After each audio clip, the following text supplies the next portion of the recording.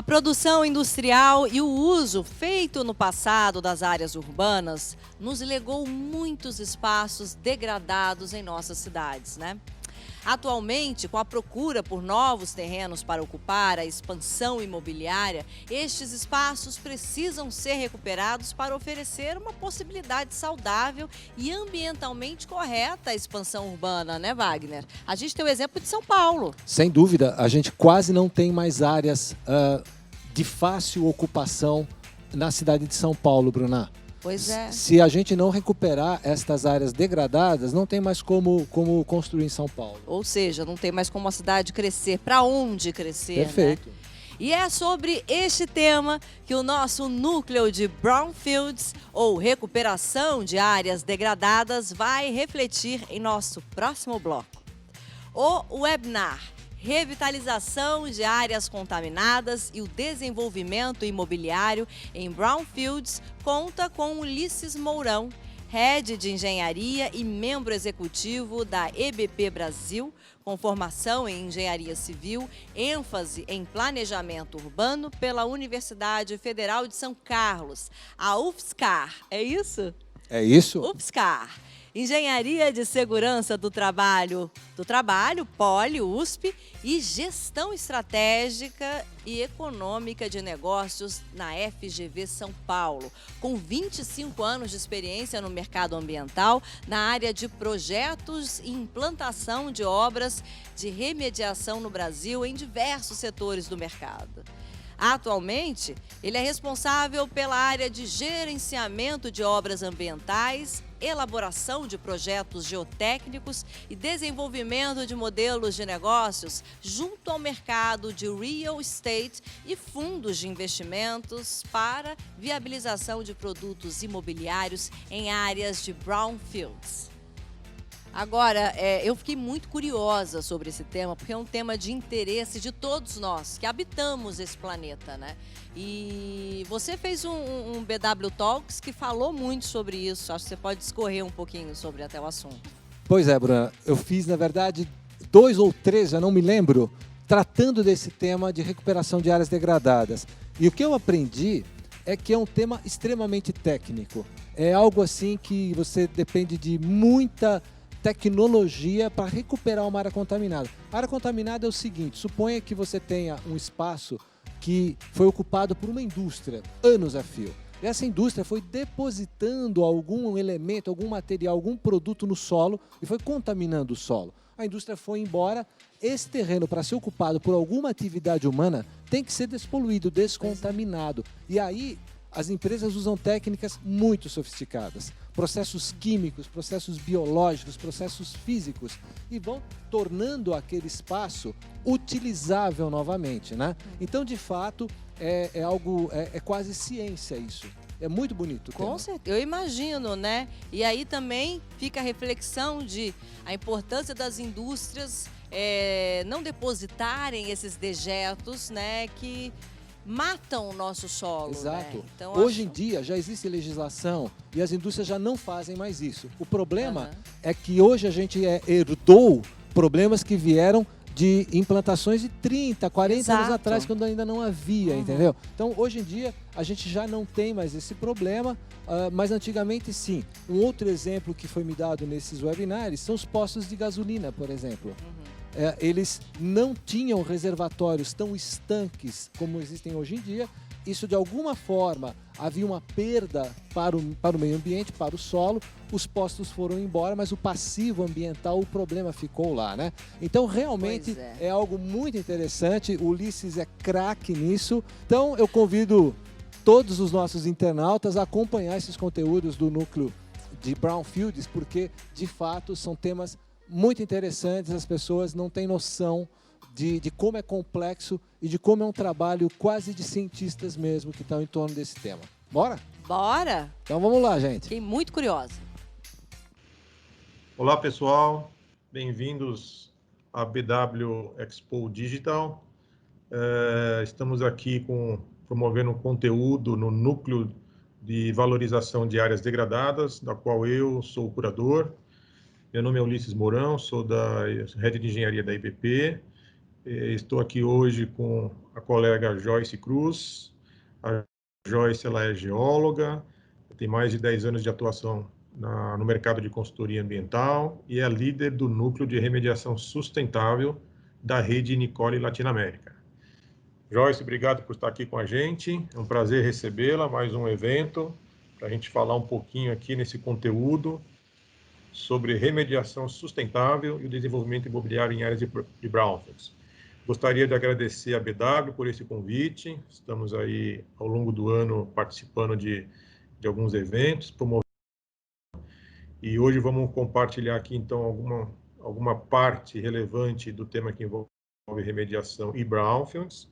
E queria agradecer o convite, agradecer ao Wagner pelo convite, por todas as entrevistas, as lives que fizemos, a Sobratema, na figura do seu Afonso, presidente. Agradeço aqui mais uma vez o convite pela participação conjunta do evento. Bom, pessoal, nós vamos começar aqui falando um pouquinho de remediação sustentável. A Joyce, líder do grupo, é expert desse assunto. Ela vai trazer um pouco de informação para nós aqui, um pouco de conceito, um pouco de aplicabilidade, o que o mercado hoje entende realmente, o que é uma remediação sustentável. Joyce, por favor, vamos começar o nosso papo. Está com você, obrigado. Obrigada, Ulisses, obrigada, BW, pelo convite de vocês. Então, vamos contextualizar aí o nosso tema. O que é, então, a sustentabilidade? A sustentabilidade, quando a gente pensa em sustentabilidade, a gente tem que pensar em sustentar, em defender, conservar, cuidar. E aí, quando pensamos em projetos que envolvam esse tema de sustentabilidade, é exatamente isso, é a gente pensar em projetos que nós vamos deixar uma herança futura e uma herança positiva, em que a gente vai cuidar e que esses projetos vão ser sustentáveis. Um tema muito relacionado com a sustentabilidade é a economia circular também, que ele está intrinsecamente ligado porque a gente tem os 3 pilares da sustentabilidade, que veremos daqui a alguns minutinhos, e esses temas, o tema econômico, ele é ligado com a economia circular, que é onde pensamos em práticas econômicas, um ciclo de sustentabilidade que precisa ser respeitado, e que os resíduos, como um insumo dos processos produtivos, eles precisam ser pensados e utilizados no seu máximo potencial. Evitar a geração de resíduos e sim reaproveitar ao máximo. E aí, quando nós pensamos no tema sustentabilidade, tem aqui uma onda mundial falando de projetos de remediação de áreas contaminadas, abordando o tema sustentabilidade. E o que é isso? É recuperar áreas contaminadas ou brownfields com a aplicação das melhores técnicas que a gente tem disponíveis aí no mercado, que tenham como foco preservar aí os recursos naturais, com práticas de menor geração de resíduos e aplicar reciclagem, reuso, que tem uma saúde financeira para os projetos e para as empresas e que gere também benefícios para a sociedade. Então, que tenha qualidade de vida, que gere riscos menores, impactos e principalmente tenha um desenvolvimento. Essa onda da sustentabilidade, dos projetos sustentáveis, surgiu com o desenvolvimento sustentável na Conferência da ONU na Eco 92. E aí foi pensado um desenvolvimento a longo prazo que, com o progresso econômico e as necessidades das gerações atuais, elas não impliquem num esgotamento dos recursos naturais para as gerações futuras. Ou seja, a gente precisa pensar em projetos em que a gente vai deixar um bom legado para as gerações futuras e que a gente gere benefícios para as cidades, para a sociedade, para a geração atual e a gente tem aí um desenvolvimento econômico. Tendo isso em vista, quando a gente pensa em sustentabilidade, a gente precisa pensar nos 3 tripés da sustentabilidade, que são o econômico, o social e o ambiental. Quando a gente pensa nesses 3 tripés, a gente precisa pensar também na interação entre os 3 tripés nos nossos projetos. Então, a gente precisa pensar nas esferas, econômica, social, numa esfera socioeconômica e numa esfera ecoeficiente. Então, não dá para pensar isoladamente em cada um desses 3 pilares. Eles estão, esses tripés ou pilares que nós chamamos, eles estão intrinsecamente relacionados para que a gente desenvolva bons projetos e que tenha projetos aí realmente sustentáveis. E aí, quando nós pensamos nesses 3 aspectos da sustentabilidade, no econômico, quando damos um foco para ele, a gente tem que pensar em incentivos fiscais para áreas contaminadas, em revitalização de bairros ou de áreas degradadas, uma maior atratividade imobiliária e que haja uma valorização dos ativos, geração de empregos e renda, e geração de maior receita aos municípios. Esses são os principais chamarizes aí para quando a gente pensa no aspecto da sustentabilidade em termos econômicos. E aí, quando pensamos em termos sociais, esse é um grande desafio no nosso mercado quando a gente pensa no aspecto social, principalmente na realidade brasileira. Porque a gente tem que pensar em uma melhoria das condições de infraestrutura, na revitalização dos bairros e das áreas degradadas, gerando uma inserção da comunidade, da população local. Precisa ter indicadores sociais de desenvolvimento que estejam relacionados aí com esses projetos. E nós sabemos que a realidade brasileira, hoje, quando pensamos no aspecto social, nós temos aí uma deficiência ainda nesse aspecto. Indo para o aspecto ambiental, quando nós pensamos nesse aspecto, a gente tem que pensar na preservação e no melhor uso dos naturais.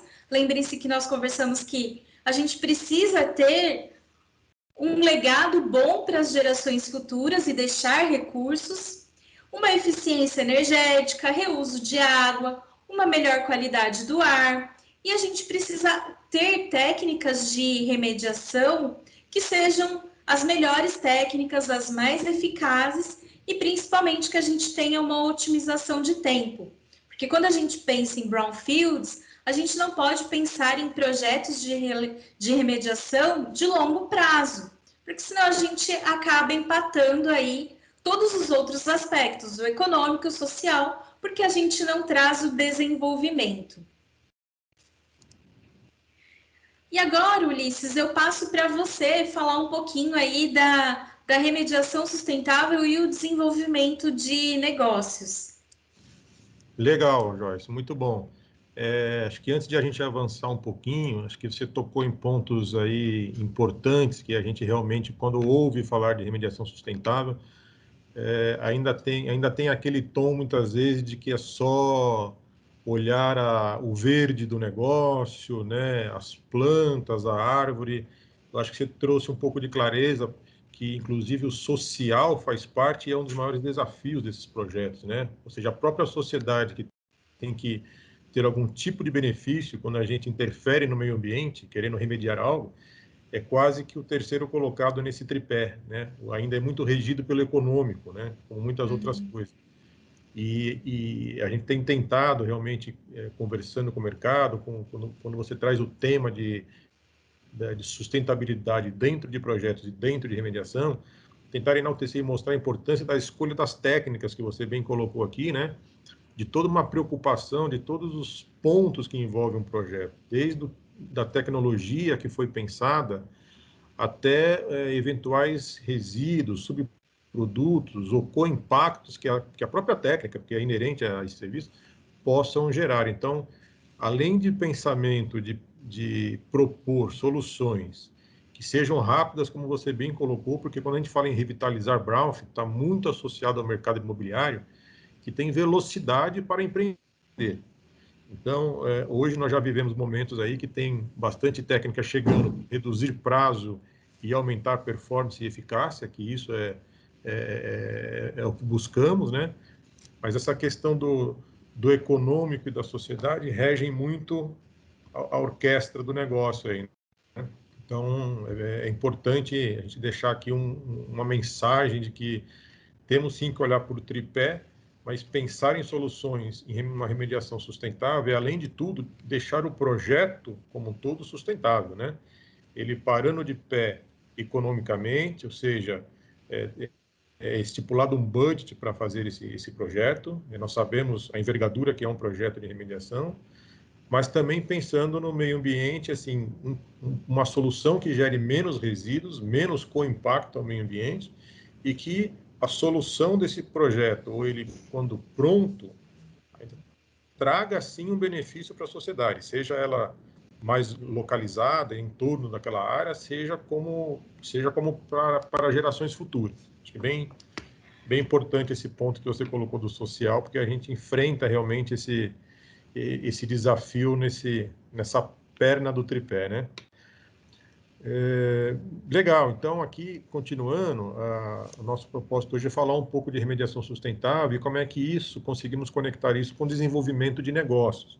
E aí, quando falamos de desenvolvimento de negócios, praticamente nós estamos falando justamente de desenvolver dentro de brownfields empreendimentos que vão atender demandas da sociedade, como um shopping, um hotel, lajes corporativas, escolas, hospitais. Então, isso sim é possível ser construído, projetado em uma área que no passado foi um brownfield, mas depois daquilo chegou uma expertise técnica, né? Pensou-se uma solução técnica para remediar o brownfield, associada a essa remediação, essa técnica, pensou-se em sustentabilidade, e aí o produto final é devolver para a sociedade realmente um produto imobiliário que atenda a sua demanda e que não perdeu a oportunidade de ser construído, de ser projetado naquele local. O mercado imobiliário, durante um bom tempo, acabou não se aproximando do brownfield por umas questões de insegurança técnicas e jurídicas, né? O mercado entende isso, mas isso evoluiu bastante, e acho que nosso papel aqui é mostrar que isso sim estão conectados e é possível pensar em soluções inteligentes e até hoje muito mais econômicas, né? Acho que é um processo da evolução da própria tecnologia, do próprio pensamento das empresas de consultoria, de desenvolver produtos que tragam benefícios diversos para a sociedade. Então, a nossa primeira conexão aqui é só falar dos ativos imobiliários com passivos como base de novos empreendimentos, ou seja, é possível fazer algo ali. A prospecção de ativos, seja tanto no eixo econômico e atrativos das cidades, pensando para que lado que a cidade está crescendo, ou pretende crescer, ou ambientalmente e socialmente é melhor que ela cresça, começar a pensar em busca de ativos nesses eixos, com conceitos já de sustentabilidade atrelados. A estratégia de aquisição do ativo associada à remediação sustentável, então como é que é essa busca, entender que tipo de passivo realmente tem ali, para ajudar no dimensionamento do empreendimento que vem pela frente, e o desenvolvimento do conceito, do projeto e da implantação desse empreendimento com o foco na sustentabilidade, pensando no triple bottom line, que são os 3 pilares que a Joyce colocou. Essa conexão remediação com desenvolvimento de negócio. A própria definição do uso futuro do empreendimento é norteador para se definir que tipo de técnicas precisamos aplicar ao projeto, pensar em tipos de avaliação de risco que devem ser considerados, porque nós estamos já pensando nos futuros ocupantes daquele local. Então, se for uma ocupação residencial, tem um certo nível de intervenção de remediação, se for só escritórios, é um outro nível, se for uma área só comercial aberta, um estacionamento, tem um outro tipo de critério para se definir. Isso tudo norteia a remediação, tanto do ponto de vista técnico como economicamente, porque você realmente vai dosar o seu budget, seu valor econômico, em função do que você vai usar. Não precisa ir além disso, né, porque você definiu muito bem o tipo de preocupação. Então, aí é importante ter uma visão holística, né, desde o conceito de remediação até a implantação do empreendimento. E isso envolve o cliente, a sociedade como um todo, que é o futuro beneficiador desses produtos, e sustentabilidade, que é a base da nossa conversa aqui, né? Ou seja, eu tenho que pensar também nas medidas, na eficácia, na geração, na minimização de geração de resíduos, no impacto que aquela obra ou aquela remediação vai proporcionar à sociedade durante a fase também de implantação. Então, se eu tiver uma técnica que evita o tráfego excessivo de caminhões ou de frotas indo da obra para destino final, ou vice-versa, isso, de alguma forma, eu estou contribuindo para um projeto mais sustentável. Então, essa visão holística envolve uma base técnica, inovação, que acho que é um ponto que o pessoal até da Nicole, né, Joyce, olha muito para a inovação em projeto, inovação em todo o seu ciclo de inovação, criatividade, então é uma palavra que acho que também se encaixa aqui, porque o pessoal tem que usar expertise, tem que usar técnicas conhecidas ou desenvolver técnicas. Acho que a criatividade também entra quando a gente fala da combinação dessas técnicas até de como estrategiar melhor o projeto. Base jurídica, que é um ponto sensível, então o empreendedor, quando vai em busca de um ativo que é um brownfield, ele tem as suas preocupações e tem que olhar com um ponto jurídico no negócio, e a própria visão do empreendedor, para saber que realmente ali ele se cercou bem de que aquele produto, além de trazer um valor para ele, atenderá a demanda local. Passa por um estudo de viabilidade, metas bem definidas, principalmente em função do uso, um planejamento tanto da remediação como do empreendimento que vem na sequência, um planejamento também da aplicabilidade, da interação das técnicas, as próprias fases de implantação, e que pode e deve ser conjugada com as obras do empreendimento. Isso envolve muito a palavrinha aqui do planejamento. Então, a gente tem a tendência, às vezes, de dar ideia para a execução. O planejamento é um ponto essencial aqui nessa equação.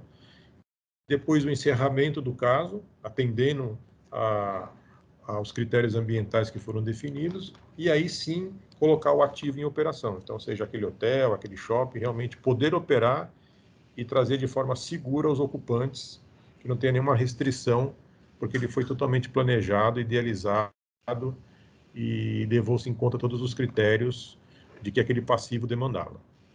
Ulisses, você levantou que são bem interessantes, que em cada uma das etapas a gente consegue inserir preceitos de sustentabilidade.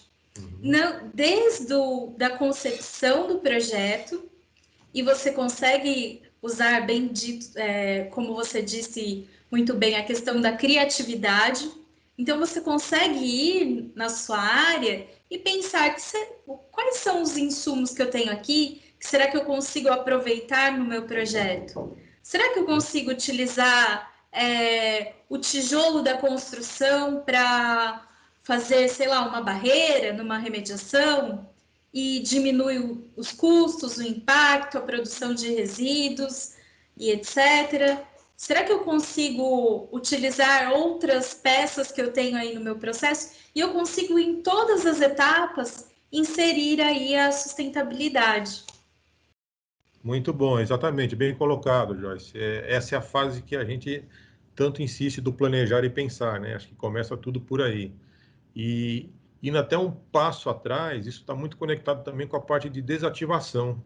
Então, quando amanhã, num determinado terreno, a gente vai observar um hotel construído, temos que lembrar que ele pode ter sido uma fábrica no passado que, por algum motivo, seja econômico ou estratégico da empresa, desativou, né? E dentro dessa fase de desativação e descomissionamento também entra muito esses conceitos de remediação sustentável, porque muito material dá para aproveitar, né? Aquele conceito de que vai demolir, destina, isso ficou para trás, né? Então, é até legal trazer aqui que uma coisa bem benéfica, até na própria decisão de diretoria atual, a 38, colocou-se uma preocupação sobre a destinação dos resíduos construção civil, que era um ponto que não dava para ser tão conservador, porque é mais um item que inviabiliza negócio. Nós não estamos aqui para colocar regras que inviabilizam, a gente quer o contrário, né? Que é uma boa técnica, uma remediação eficaz e que viabilize novos negócios aqui, porque a sociedade é que está pagando esse preço. Então, hoje, você ter uma demolição, uma desativação de uma fábrica e saber que você, analisando aqueles resíduos de construção, você tem a opção de destiná-lo de forma correta e economicamente mais viável, ou até transferir para uma outra obra. Hoje a norma permite até uma doação, uma transferência para uma outra obra, desde que você tenha comprovado que ele está limpo ou atende às condições. Isso é permitido, isso é muito, muito benéfico, né? Acho que o mercado imobiliário vê com bons olhos essa questão, conciliar o técnico com bom senso, sem trazer nenhum prejuízo aí. Bem legal. Aqui a parte só para a gente, então, qual é, na verdade, um propósito de juntar remediação sustentável com o mercado imobiliário, com o desenvolvimento de negócio. A ideia que está por trás disso é apresentar ao mercado de real estate soluções e modelos de negócios sustentáveis para agregar valor e velocidade na tomada de decisões e viabilizar o desenvolvimento imobiliário em brownfields, ou seja, dar um suporte para que esses empreendedores decidam ir, ou por algum motivo, seja econômico, jurídico, não ir, mas que o mercado não perca essa oportunidade de desenvolver coisas interessantes em áreas que têm solução, que precisa apenas de um investimento ali técnico para casar os interesses do mercado com a solução que é necessária ali. Aqui, de novo, só o mercado, o desenvolvimento urbano também se apoia nesse tripé ambiental, social e econômico, né? E aí um pouquinho de brownfield, só para... Nós estamos aqui falando dentro do núcleo de valorização de áreas degradadas, de brownfield. Então, o que é, na verdade, brownfield? Acho que é sempre bom estar relembrando esse conceito, né? Brownfield nada mais são do que áreas abandonadas contaminadas ou com potencial de estarem contaminadas. Não necessariamente uma área que só é brownfield se estiver contaminada. Uma área abandonada, uma fábrica que ficou desativada, que está ali esperando o que vai ser ainda pela frente, é um brownfield, é uma área que merece uma atenção. E aí pode ter ou não passivos em diferentes escalas. Tá? Então, os pontos que caracterizam bem um brownfield é uma área com baixo valor econômico, sem uso ou subutilizada, né? Causa ali um impacto social, principalmente na comunidade local, adjacências. Você tem ali um terreno, uma fábrica antiga, que pode estar colocando o valor dos ativos imobiliários da região para baixo, né? Impacto ao meio ambiente, que estando contaminado ou não tendo a devida atenção a tanques, bombas, tubulações, pode em breve vir a ser um problema. E aí é um pouquinho da percepção do mercado, né, de real estate o mercado hoje ele percebe que tem que ter uma necessidade de velocidade para essa tomada de decisão e assertiva na aquisição dessas áreas, ou seja, é preciso conciliar conhecimento técnico com interesse de mercado. E que principais dificuldades esse mercado encontrou ao lidar com áreas de brownfields, áreas mais degradadas? Suporte técnico para melhor entendimento do quadro ambiental no curto prazo, ou seja, ok, temos um problema ambiental aqui, que problema é esse? Que tamanho que tem esse problema? E mais importante, como e por quanto e quanto tempo eu resolvo? Acho que essas são as respostas que o mercado busca para realmente seguir em frente ou pensar numa outra solução, né? Então, esses são pontos de percepção do mercado. E aí, pontos interessantes também que a gente faz a leitura quando você conversa com o mercado, é a falta de incentivos para o desenvolvimento desses produtos nessas áreas, né? A gente tem exemplos, principalmente nos Estados Unidos, na cidade de Nova York, o quanto o município contribuiu e ajudou e fomentou para que, sim, esses empreendimentos aconteçam, porque ele ajuda a construir escola, mais hospitais, uma questão também de política local, né?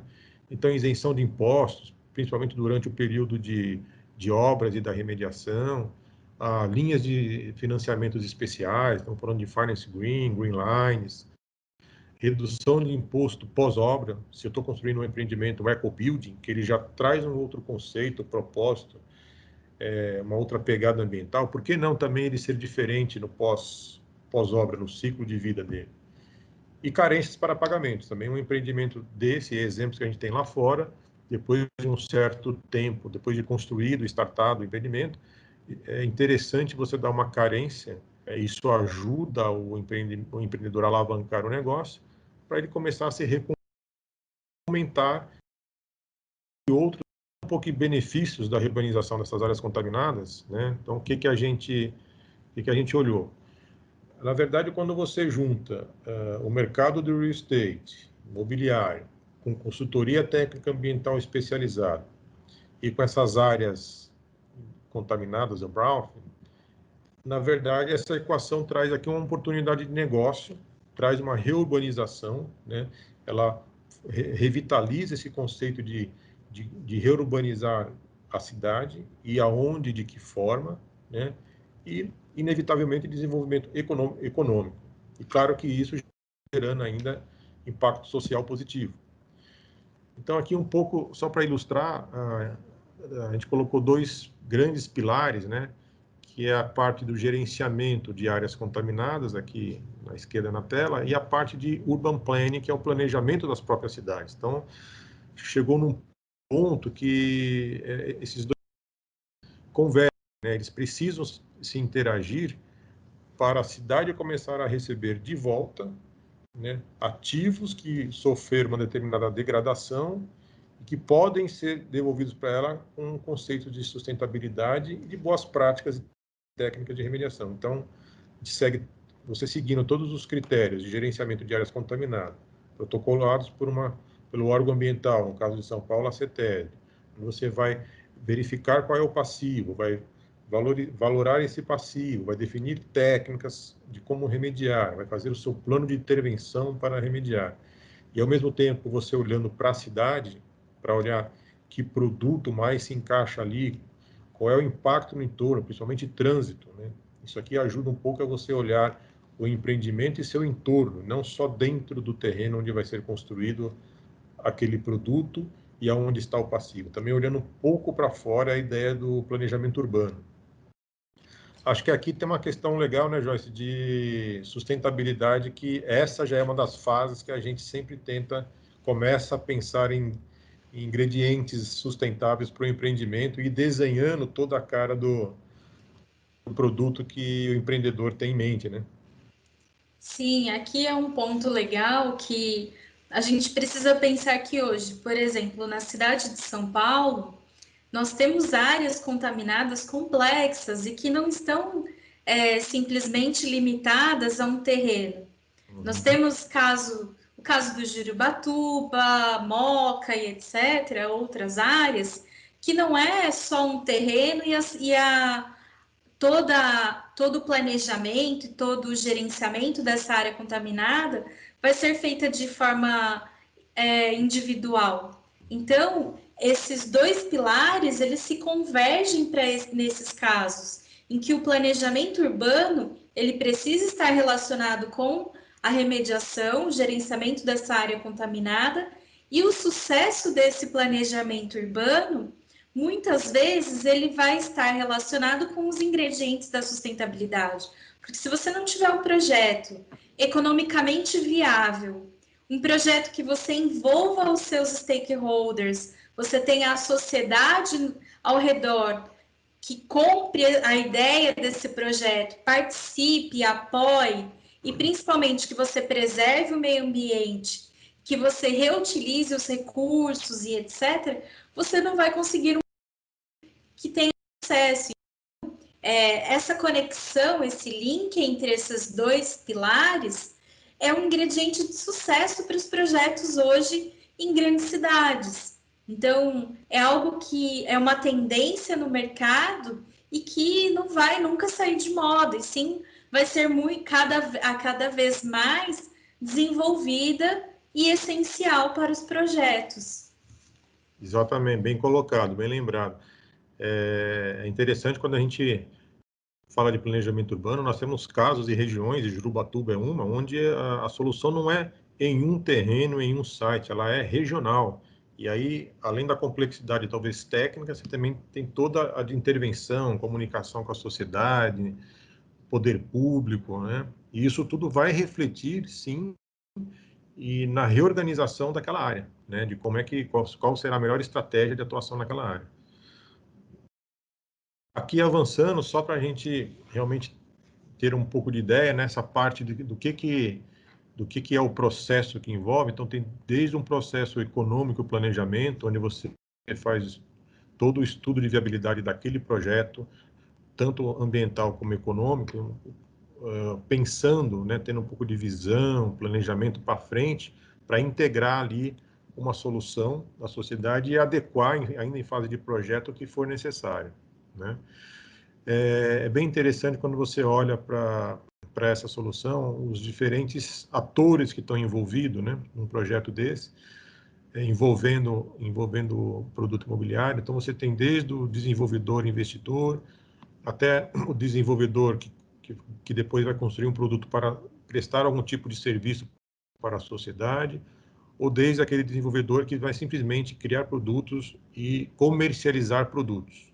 Então, a sociedade passa a ser também usuários. Então, tem uma interação entre diversos atores stakeholders que fazem toda a diferença para dar aqui o norteamento do projeto, né?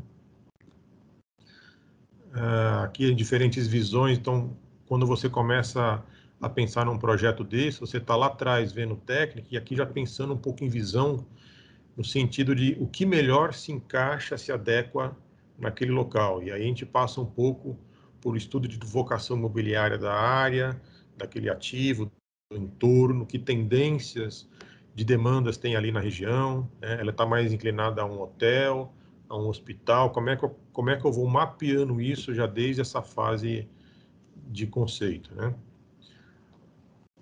Aqui um pouco do conceito de sustentabilidade. Então, passando aqui pelo tripé que nós falamos de ambiental, social, responsabilidade social e ambiental, que de novo a gente vê que eles estão conectados com o processo de desenvolvimento da remediação e do mercado imobiliário. Então, falando um pouco de missão, de inovação, de custos de investimentos, da cultura do negócio, do espaço de trabalho.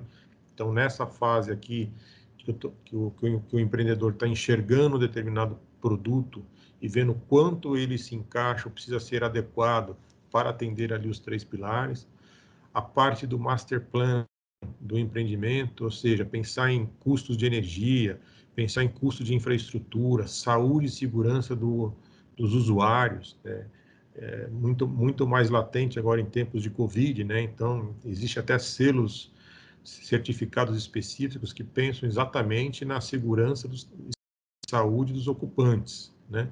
Então, a questão de mobilidade também, bem associada ao tripé aí, tanto do ambiental, né, quanto do social. É o exemplo que eu falei há pouco tempo, sobre só pensar no empreendimento, mas eu não olho para fora do muro do empreendimento. Quer dizer, eu estou fazendo um prédio ecoeficiente, bem interessante, mas que dentro do prédio, o impacto negativo que talvez ele possa estar gerando ao entorno não foi pensado. E aí você também está devolvendo para a sociedade de alguma forma algum impacto, e nesse caso seria negativo para a sociedade. Então, esse olhar conjunto, ele faz parte do processo, né?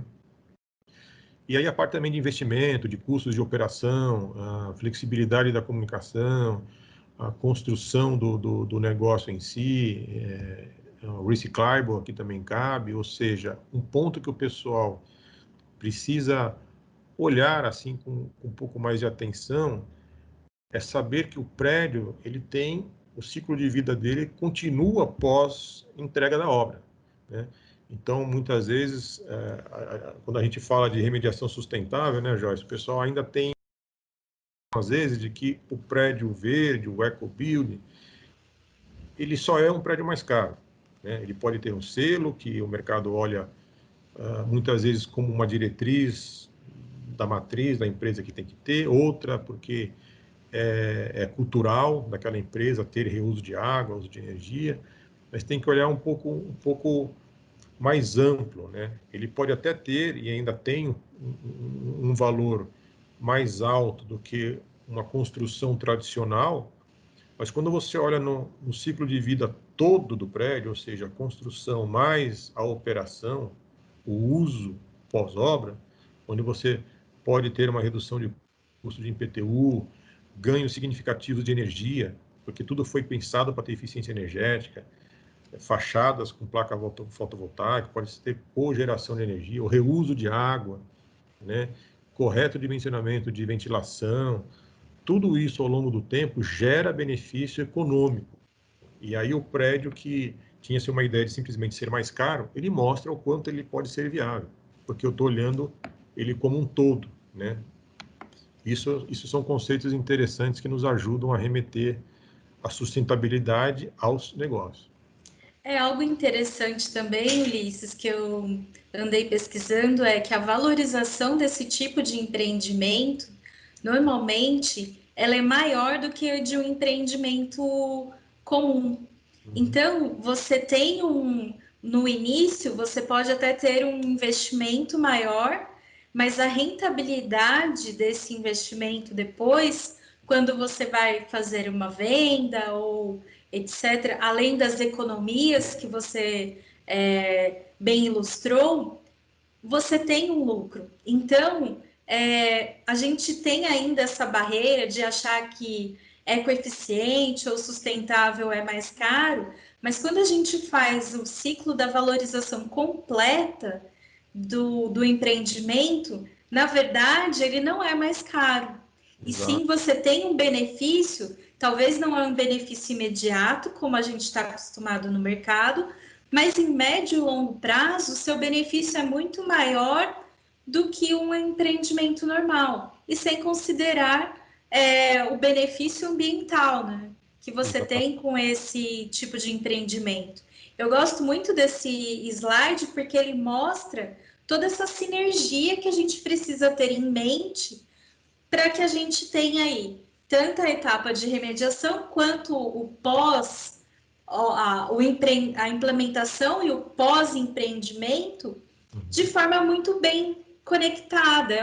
É um ciclo que você deve levar em consideração no seu projeto, né? Exatamente.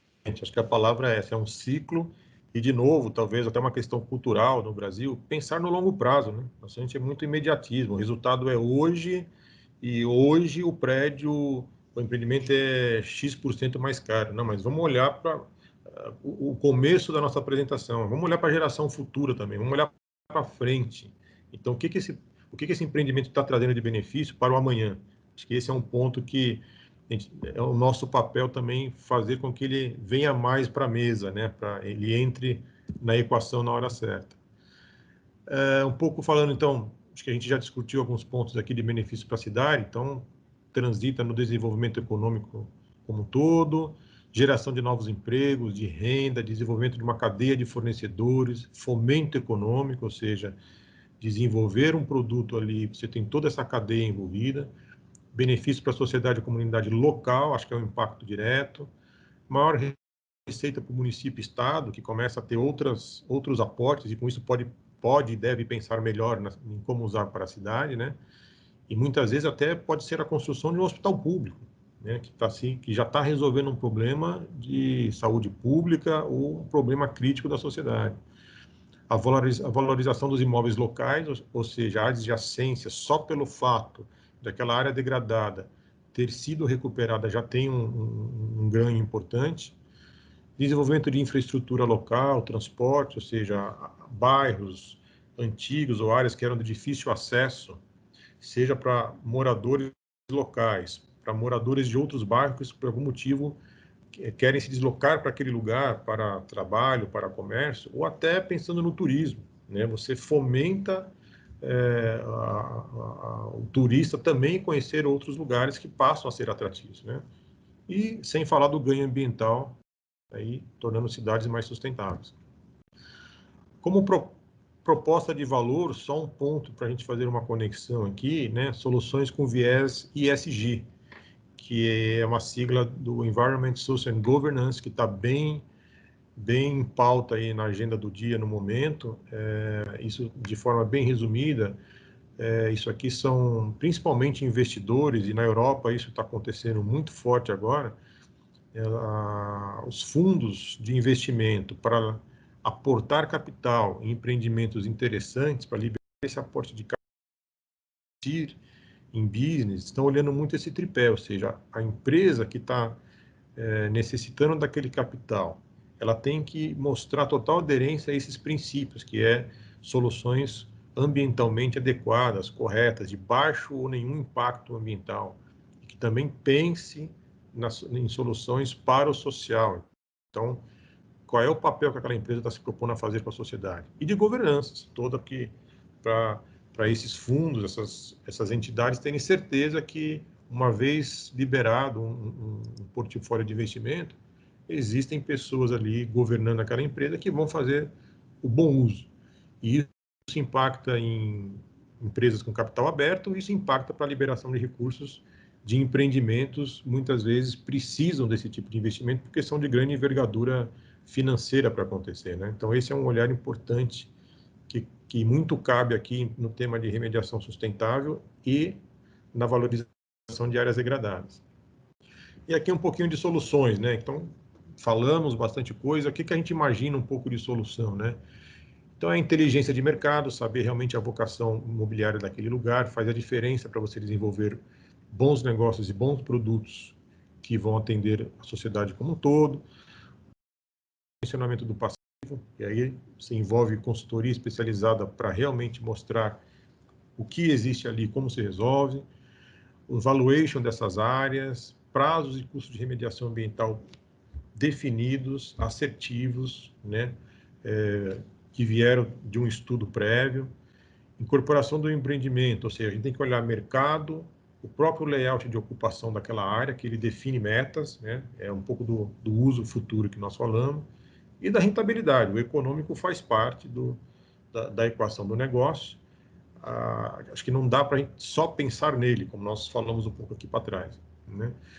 Inserir os conceitos de sustentabilidade nos projetos, ou seja, desde lá de trás já nascer um projeto com esse viés, e aí nós falamos de green builds, de obras ecossustentáveis, né?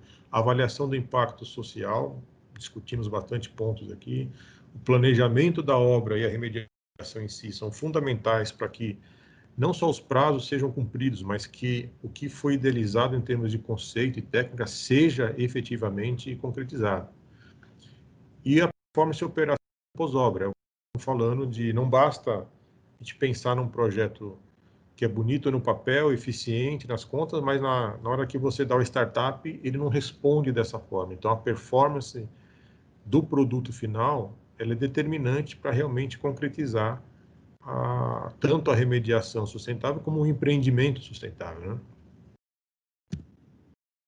Acho que os pontos são esses, né, Joyce? De forma geral, aqui a gente tem só mais um slide ou outro para mostrar um pouco, de forma bem ilustrativa, como é que isso pode acontecer na prática, mas eu acho que em soluções, em termos de conceitos, conseguimos trazer aqui um conteúdo público falando desses temas aí tão relevantes, né? Sim, de forma, claro, bem resumida, mas acho que, embora sucinto, a gente conseguiu mostrar de forma clara que é possível a gente ter projetos em todo o ciclo de vida do projeto de forma sustentável e que a gente precisa quebrar um pouco esse tabu e pensar na sustentabilidade nos 3 pilares. Claro, a gente entende que o fator social é um desafio, mas está no DNA do brasileiro gostar de desafios e ser criativo para enfrentar esses desafios, e nós temos excelentes consultores e pesquisadores que buscam soluções inovadoras e sustentáveis para suportar as demandas do mercado. Então, é uma realidade que a gente consegue enfrentar no Brasil para que a gente tenha todo o ciclo do projeto de forma sustentável. Exato. Acho que esse é o desafio que está em pauta, mas que o que a gente consegue trazer aqui é que já existem mecanismos de realmente pensar de ponta a ponta, né? Não só fragmentado, ou só querer ter uma sustentabilidade no final, na ponta do negócio, pintando lá a parede de verde. Não é esse o negócio. Acho que a nossa proposta aqui hoje foi mostrar o quanto é complexo, mas o quanto é possível e tem fundamento valorizar áreas degradadas usando esses conceitos de sustentabilidade, seja na técnica, seja no próprio negócio, né?